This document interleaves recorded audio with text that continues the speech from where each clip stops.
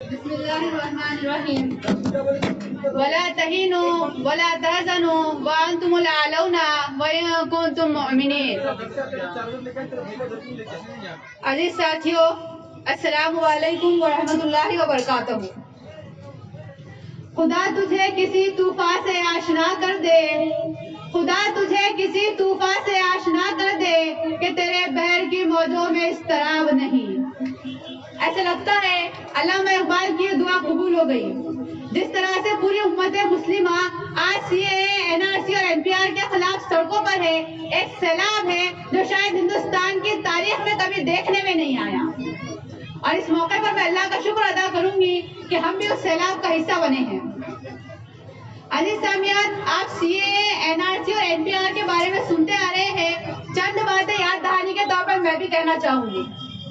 سب سے پہلے تو حکومت سی اے اے لائی اور حکومت نے سی اے اے لاگو کر کے یہ بات کہی کہ ہم اس قانون کے ذریعے سے پاکستان، افغانستان اور بنگلہ دیش کے اقلیتوں کو شہریت دیں گے۔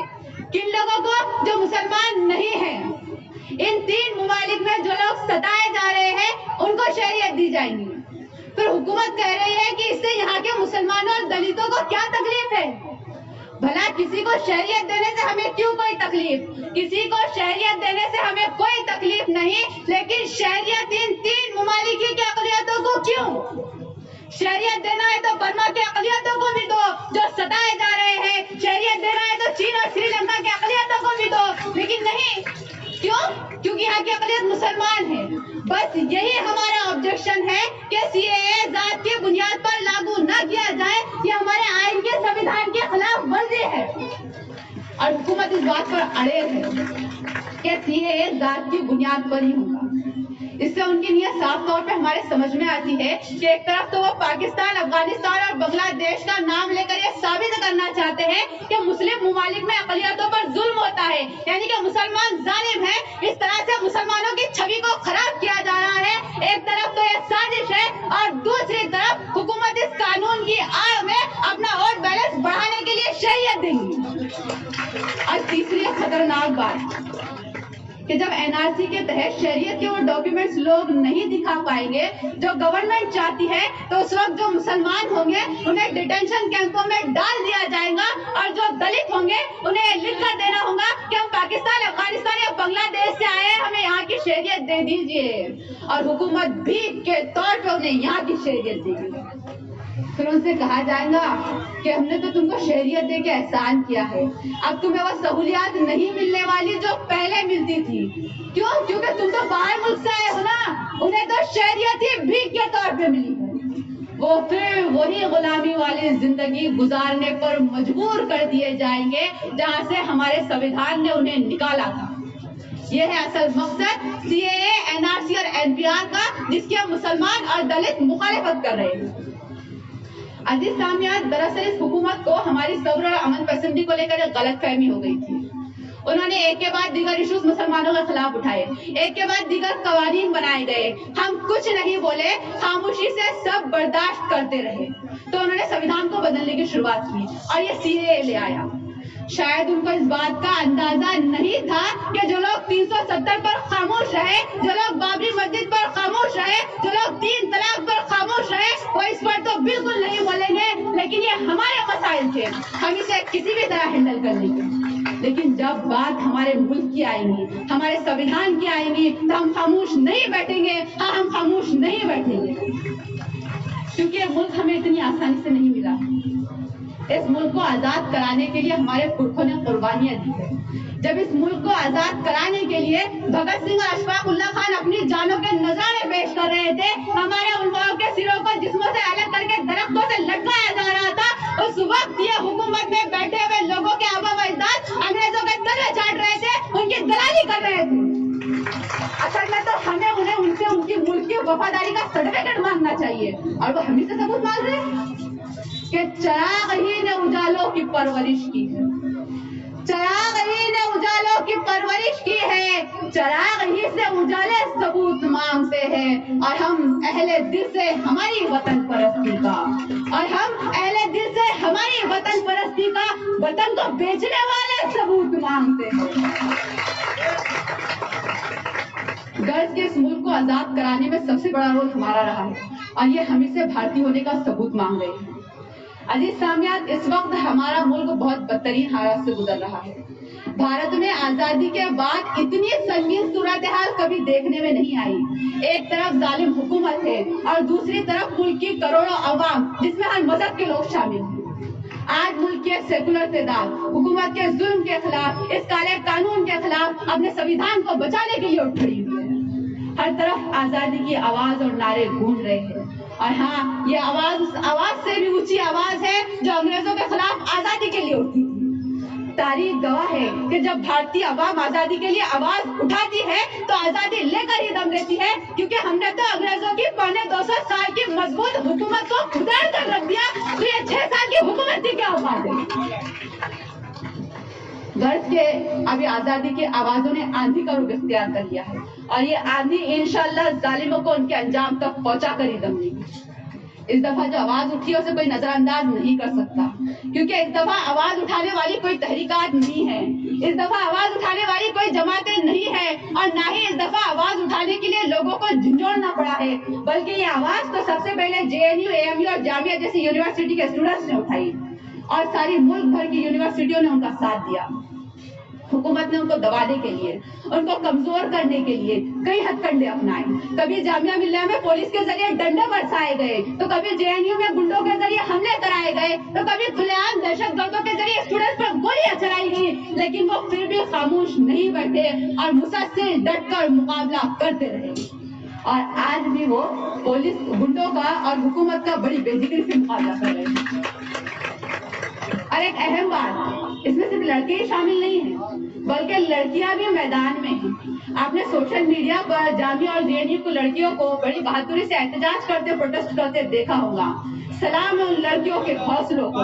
उन्होंने आज दिखा दिया कि हमारे हाथों में पहनी हुई ये चूड़ियां हमारी कमजोरी की निशानी नहीं है, बल्कि अगर वक्त पड़ा तो इन चूड़ियों की बजाय जेल की बेड़ियां पहनने में भी हम पीछे नहीं हटेंगे।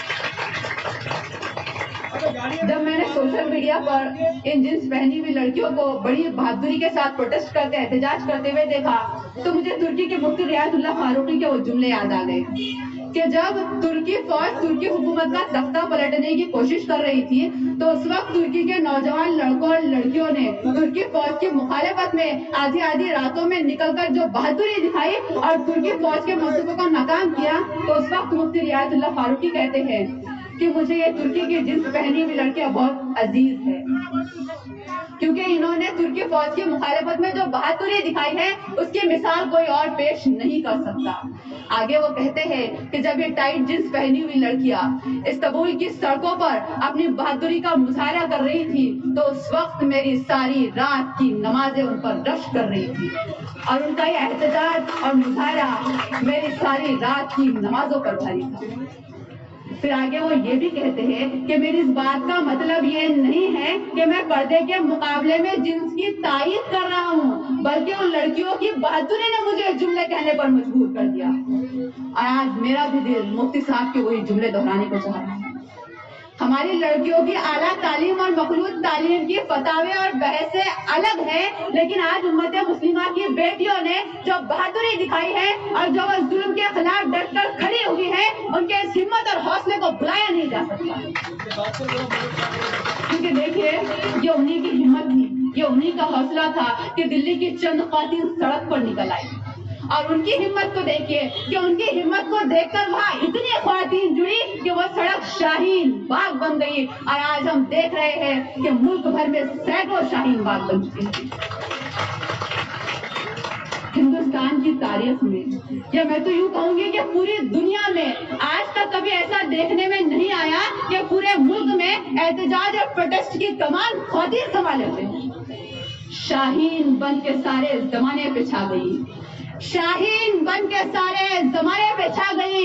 पर्दा नशीन औरतें सड़कों पे आ गई, पर्दा नशीन औरतें सड़कों पे आ गई।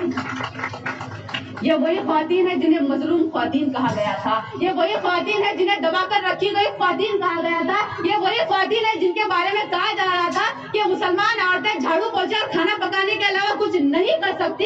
ये वही औरतें हैं जिनके बारे में कहा जा रहा था کہ पर्दे में रहते हुए इतनी बुज़दिल और डरपोक हो चुकी है कि अपने ऊपर हो रहे जुल्म के खिलाफ आवाज नहीं उठा सकती।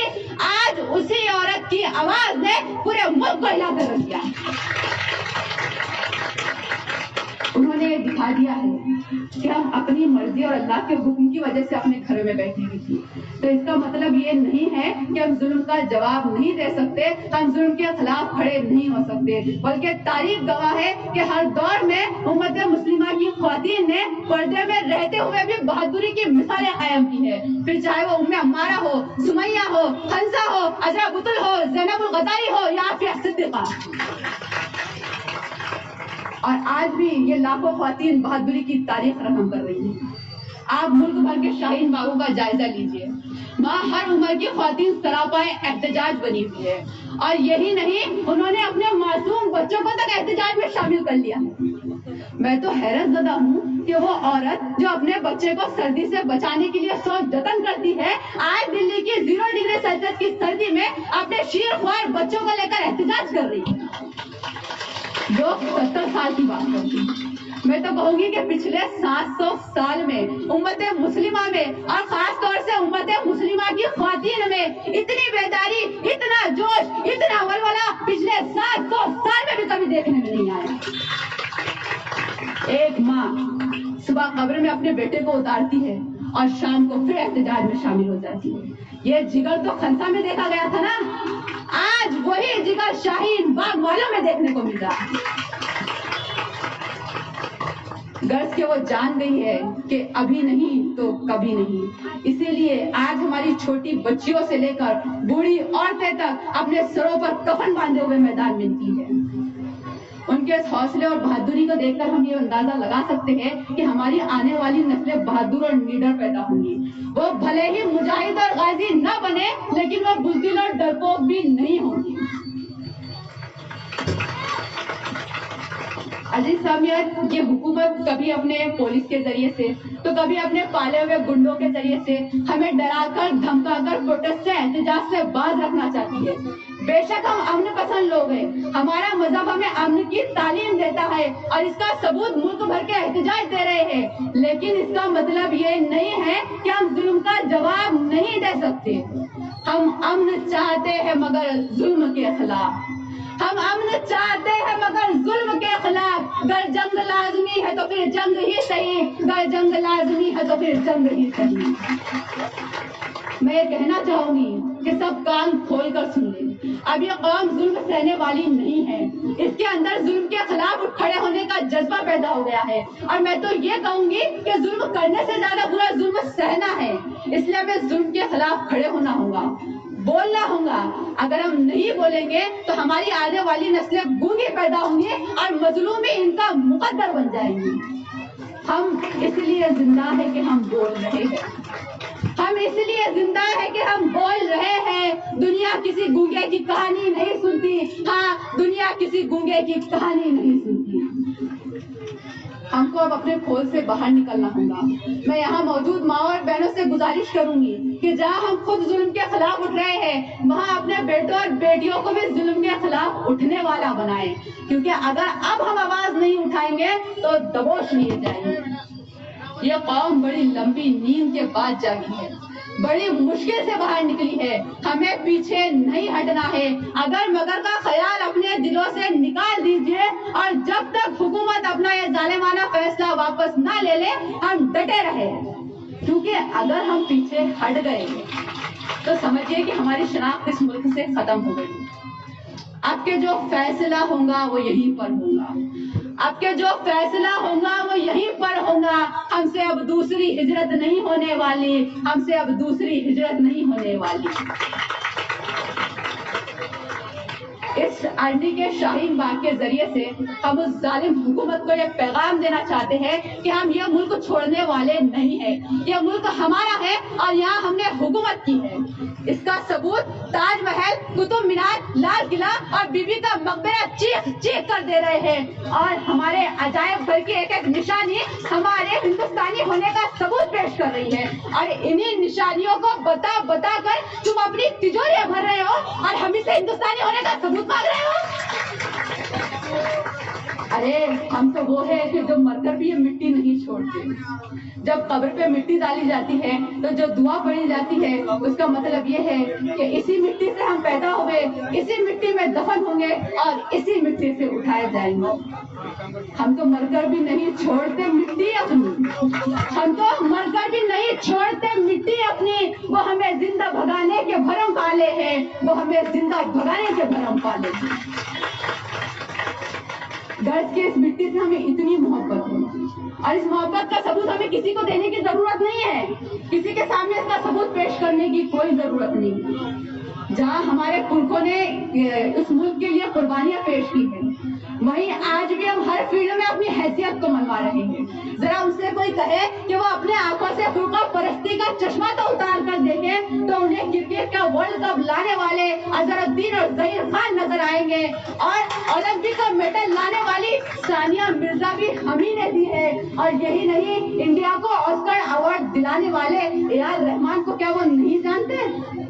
یہی نہیں, جن میزائلوں کے ذریعے سے تم دوسرے ملکوں کو ڈرانے کے قابل بنے ہو, وہ میزائل مین عبدالکلام بھی ہمیں تم کو دیا ہے.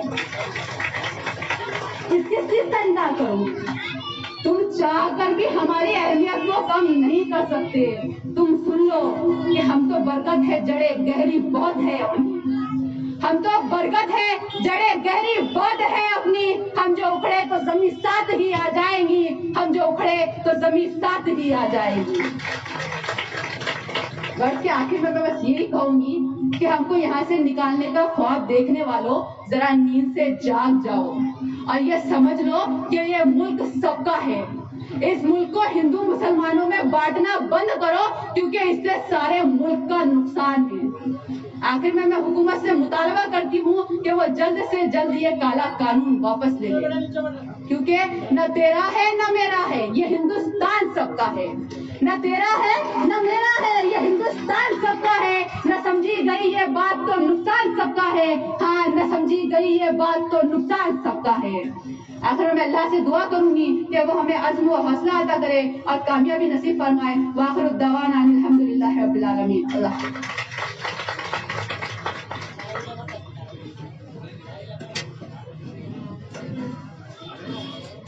بہت ہی بہترین تقریر پیش کی ہے ہمارے مہمان نے.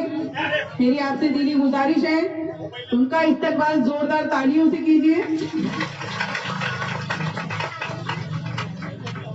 اب میں آپ کے سامنے بلانے جا رہی ہوں اپنے افسر کو جو یہاں آئے.